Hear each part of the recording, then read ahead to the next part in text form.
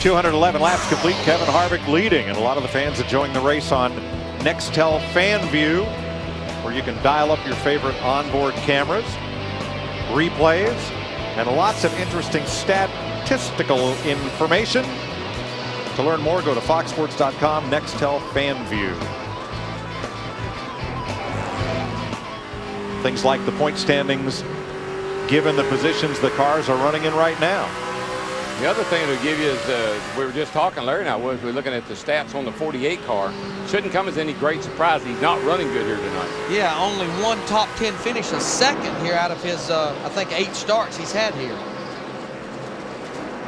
Sterling Marlin moving past the car he used to drive. David Stremme in the 40, 1 lap down, and Kyle Petty.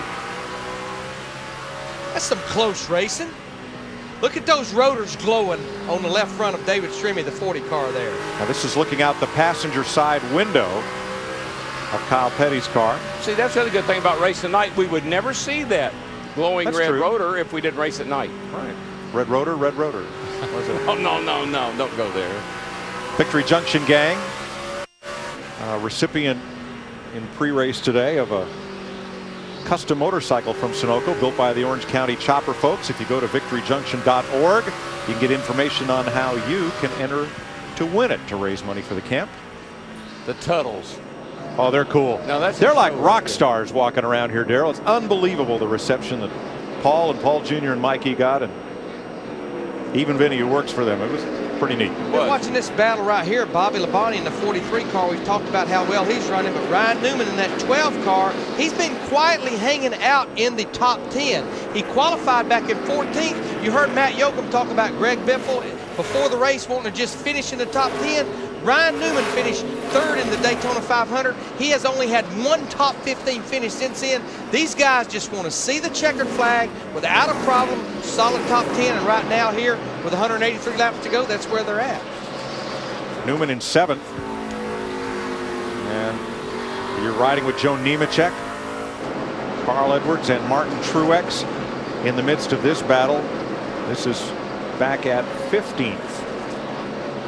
Those rotors are glowing on Cousin Carl's car, the 99 car. Now Nemechek is a lap down. He made a big announcement yesterday with the folks at Checkers Rallies to try to collect items for servicemen abroad between May 8th and June 14th. You can drop off at any Checkers Rallies location. The troops are looking for battery operated fans, bandana cool ties, CDs, DVDs, computer flash drives, handheld video games, and maybe most importantly, personal letters of support. A great program. You know, as we ride with Joe Nemechek, look up there at that 1 car, and we've been talking about this all year long, our rookies. And here we are at Richmond in their rookie season. We've got 3 rookies in the top 15. Martin Truex Jr., the 1 car, I know he's battling Carl Edwards, sitting there in the 15th spot. And then you spin ahead to Kevin Harvick and Jeff Burton's teammate Clint Boyer in the 07.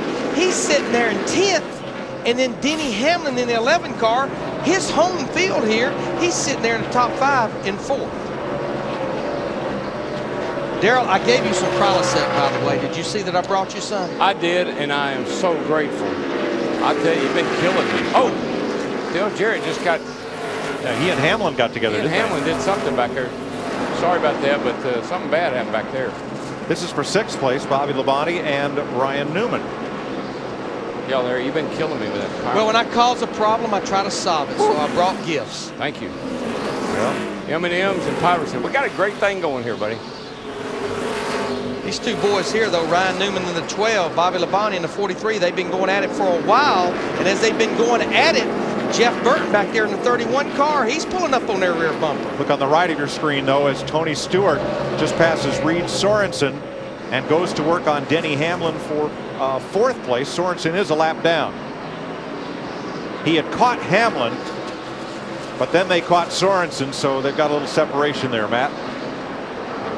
Mike Hamlin came on the radio and said not really sure what that was, but his spotter, Curtis Markham, said slight cosmetic damage to the fender, but nothing to be worried about. Denny was telling his team moments ago the car is about 75% better. Still a little tight in the center. This car is really more to his liking than it was earlier in the race, and it shows he's 4th. Yeah, I think you'd need a car a little bit tight with that bad wing he's got. You don't want to have to be turning left and right. Just let me tug to the left. You know, a car we need to update, Mark Martin in the 6 car. Remember when that last caution came out on lap 183, he was running in the top 5, but he had hit pit road for a green flag pit stop. Spotter was heads up. He did not stop, but he had to go to the rear of the field after making his pit stop. He has worked his way back up to 12th. And I think Dick Bergman, there's a very special story going on in the 6 pits. Yeah, indeed.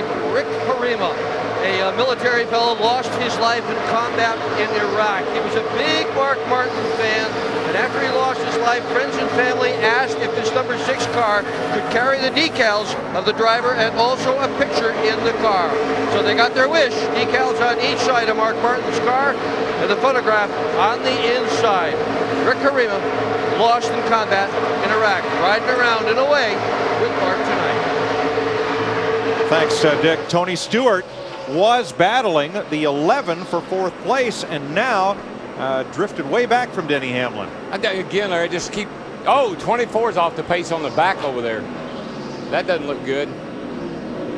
He's going to make it to pit road, but Jeff Gordon's going to at least. I don't think he's running off the lead lap. I don't see any flat tires. I don't think he's under power. I have no power, just completely shut off. And I tried all boxes, batteries, everything. Hit the button on your steering wheel. Okay, you got to make it down here. You got to make it to the pit stop, please. Well, that's a good question. Yes, he will make it to his pit stall. And Darrell, what you mean the button on the steering wheel? There's a kill switch the driver has in case the throttle hangs, and I don't know how many times we see a driver hit that switch and he doesn't realize it. When I hear a driver say, I just lost power all at once, that's the first thing I think of is that button on the steering wheel. Steve, any clue? Mike, I'm listening to Jeff Gordon on the radio. Steve Letarte said, open the hood. They're mystified. They have no idea why that race car is not under power. Remember, he comes in here 6th in the points, so this will be a big hit for Jeff Gordon in this 24 group. And look on the left of your screen, a lot of traffic for Kevin Harvick. Elliott Sadler alongside J.J. Yaley just ahead, and Casey Kane. Harvick trying to pick his way through. And I know Casey Kane in the 9 has to be so frustrated. It's like, where are those debris cautions at? I'm thinking the same thing, Larry. Got a great car sitting up there. He's been able to, about the only guy that can keep up with Harvick, but he's 5 laps down. And just can't make them up.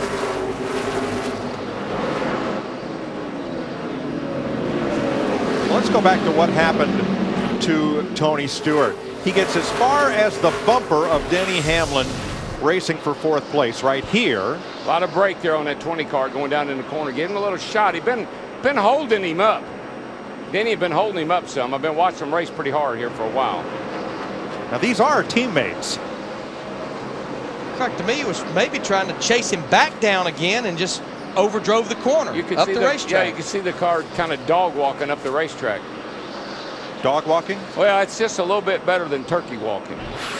Thanks. We're getting a report that they did check to see if it was the kill switch on the 24 on the steering wheel Darrell was talking about. It was not. It looks like this team will make that dreaded left-hand turn behind the wall of the garage area. The only thing worse than dog walking, turkey walking is when they pogo. They get the pogoing and you got no hope.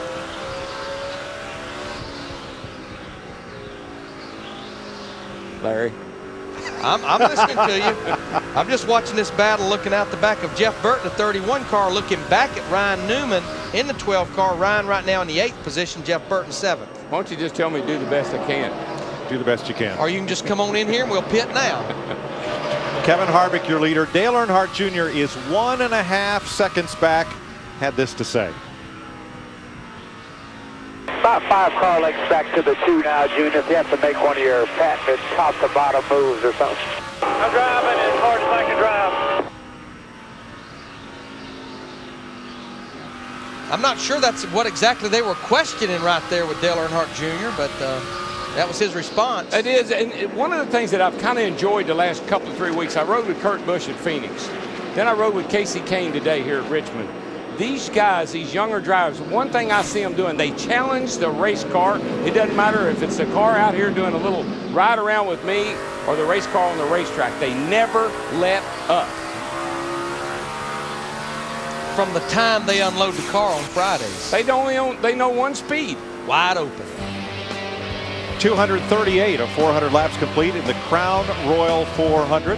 Kevin Harvick leads Dale Earnhardt Jr. by 1.5 seconds. And Kurt Busch, Denny Hamlin, and Tony Stewart.